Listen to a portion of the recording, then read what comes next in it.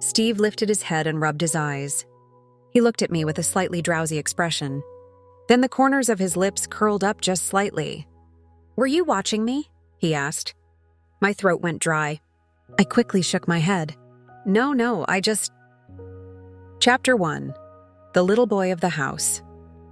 I want to tell you about something that happened a few years ago. Back then, my English wasn't very good. I had just moved to America and was trying to find a job. I was a 39-year-old widowed Muslim woman. Life hadn't been easy on me, but I didn't give up. Eventually, I started working as a housekeeper for a family. The mom and dad were usually busy, so my work was mostly quiet. But their son, Steve, he changed everything. At first, he was normal. He was kind to me, but over time, his gaze started to change. It started off as brief glances, but as the days went by, his eyes lingered on me for longer. When I realized he was looking at me, I would turn my head away. Sometimes he would say things to me, but I couldn't understand every word. Still, I didn't need the language to understand the meaning in his eyes. While cleaning the kitchen or tidying the living room, it was impossible not to feel the burning stares on my back.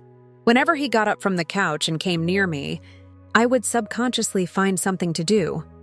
Ironing his shirts, dusting the floors, washing dishes. But Steve didn't give up. One day, while I was setting the dining table, I bent down to pick up a fork that had fallen. That's when I felt Steve's gaze on my hips. I'm a bit fuller figured, so the part of my long dress that clung to my hips became more noticeable. My headscarf had slipped slightly off my shoulders, and the sleeves of my silky blouse revealed my wrists. When I looked up, I met his burning gaze.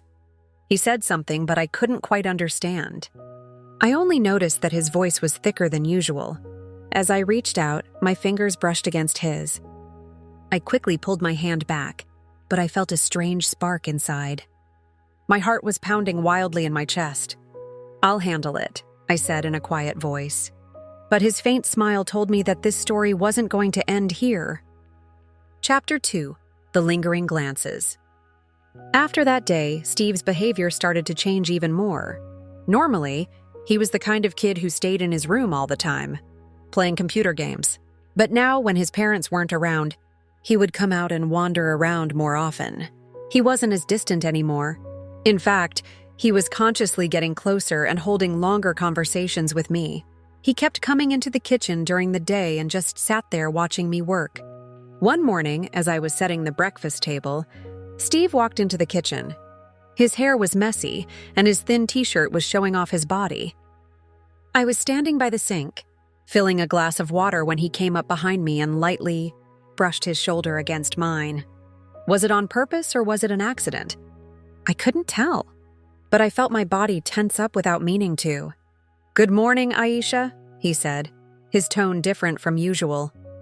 I could feel his eyes on me, but I didn't turn my head. "Good morning, Steve," I replied, setting the glass down on the table. His presence seemed to shrink the space in the kitchen. He stood there for a few minutes, watching my every move. Then suddenly he bent down to pick up a napkin that had fallen on the floor. As he did, his hand brushed against my leg. When I looked at him, he was smiling slightly. I didn't quite catch what he said, but from his voice, his eyes, I knew he wasn't hiding his interest in me anymore. I knew I had to get away from this. But could I? Chapter 3. Feelings. After those days, Steve's presence became even more noticeable. Whenever I tried to find a quiet corner or focus on my work, he somehow ended up being near me. It wasn't just his looks. His actions were beginning to have an effect on me too. One evening, while I was tidying up the kitchen, Steve silently approached me. Leaning against the counter, his hands stuffed into his pockets, he stood next to me like a shadow with his tall frame and broad shoulders. "Do you need help?" he asked. I looked up at him. His eyes weren't smiling, but there was a strange warmth in them. "No, I can handle it," I said with a slight smile. But he didn't pull back. On the contrary, he placed his hand on the counter and moved a little closer. My hands began to tremble. That's when I realized Steve was pushing boundaries. As I reached for the pot on the stove, he came a little closer behind me. The fabric of my dress lightly brushed against my waist. I froze, my breath becoming uneven. "Sorry," he mumbled, but his voice was almost a whisper. At that moment, I didn't know what to do. I lowered my head and quickly stepped away. But something inside me had started to shift. It wasn't just his attention, it was what I was feeling too. Steve wasn't just the son of the house anymore. He was becoming something that pushed boundaries and pulled me into a whirlpool I couldn't escape. Chapter 4: Steve's Room. The silence of the night filled the house. Aside from the ticking of the clock, there was almost no sound. A strange restlessness lingered inside me, but I tried to ignore it. As I placed the dishes in the kitchen, I kept repeating to myself, "This is wrong. He's younger. It's not right according to my faith. I'm just a woman working in this house. I should avoid these thoughts." But no matter what my mind told me, my body was telling a different story. After all, I was a woman, and it had been a long time since I'd felt like one. Lately, Steve's presence was affecting every move I made.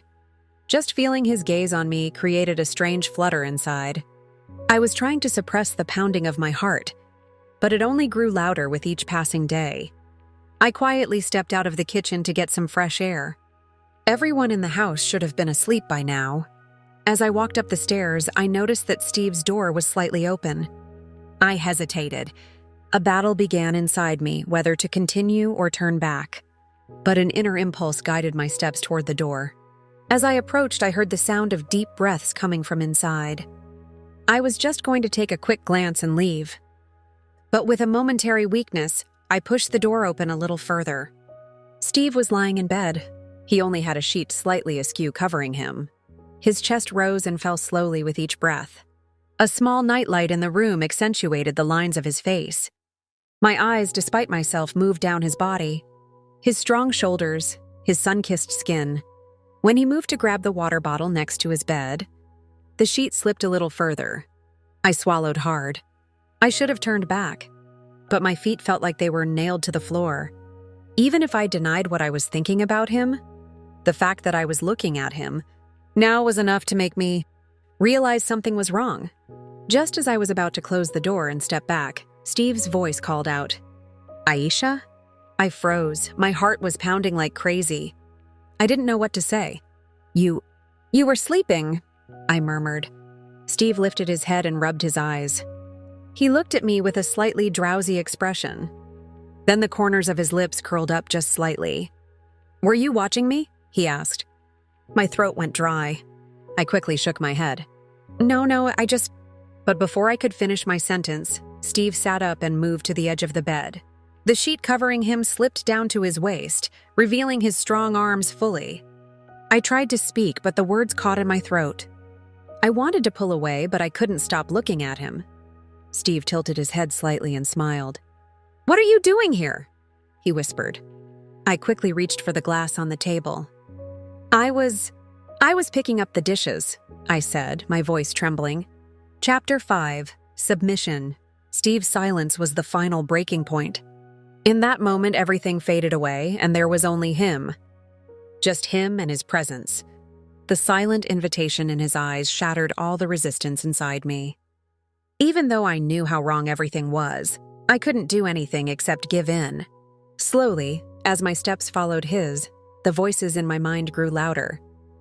He wasn't even trying to hide it anymore. He stood up, lowered his hands from my shoulders, and as he caressed my face with his hands, I could feel his warm breath on my neck. The restlessness inside me was replaced with a strange mix of confusion and attraction. While my mind echoed with how wrong everything was, my body moved as if it belonged to another being. "Aisha," he whispered. "If you don't want this, you can stop." That was the only thing I could understand from his words. He held me gently, but in a way that was also possessive. As something inside me broke, the other voice in my heart began to transform into a feeling that everything was right. Was it really right? I wanted to pull away, but he was so close, so strong. "Please stop," I whispered, not even sure if those words were mine. Steve slowly closed his eyes, took a deep breath, and then kissed me as if it were the most natural thing in the world. In that moment, all the last of my resistance disappeared. I couldn't find the strength to change the expression on my face. Everything had vanished. It was the loss of my battle with myself and my beliefs. I noticed some things, but in the darkness of the night, I didn't want to understand their meaning. In my mind, screams of how wrong this was echoed, but my body was just searching for the security I once felt. I had gotten lost in his warmth, swept away by the current of it. The next morning, the light was so harsh that my eyes immediately burned. As I woke up and looked around, I began to realize everything. I wanted to pull back and regain my awareness, but Steve was still beside me, deep in his sleep. My body and soul were at the heart of an internal battle. I slowly got up and looked outside through the window. My eyes were blurry but clear. You know those feelings that can't just be tested by what's right or wrong?